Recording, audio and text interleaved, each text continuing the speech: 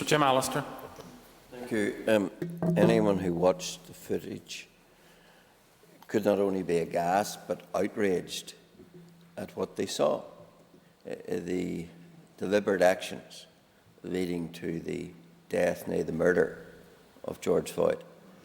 And it is right and appropriate, and I'm glad of it, that the perpetrator has been charged with offences, and others look to me as if they likewise should be charged.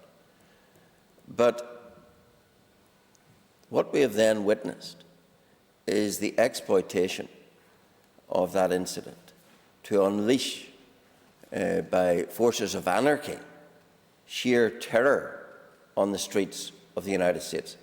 And I was very disappointed that the member who raised this matter didn't have one word of condemnation for that anarchy, which is not honouring the memory of George Floyd or anyone else, but is seeking to exploit the situation for the advantage of anarchists and the far left, with no regard to the memory or the life or the testimony of George Floyd.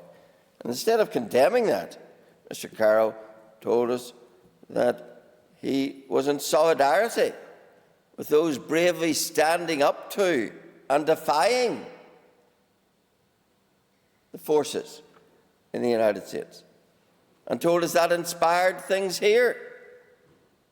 Sadly, it probably did.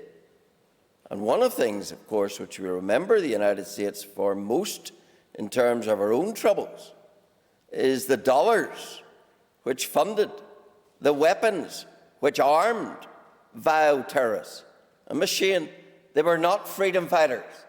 They were vile terrorists of the lowest order who inflicted the most horrendous killings in this community. Indeed, I'd have to say, I have no recollection of the United States Congress or any other Congress in any state raising issues in defence of the innocent very often in Northern Ireland. I don't recall the bloodthirsty murder of the corporals in Northern Ireland echoing round in condemnation the legislatures of the United States. But today, we, as human beings, do condemn the murder of George. I only hope it had been reciprocated when we were the victims of horrendous terrorism. Thank you. No other members have indicated that they wish. Oh, well.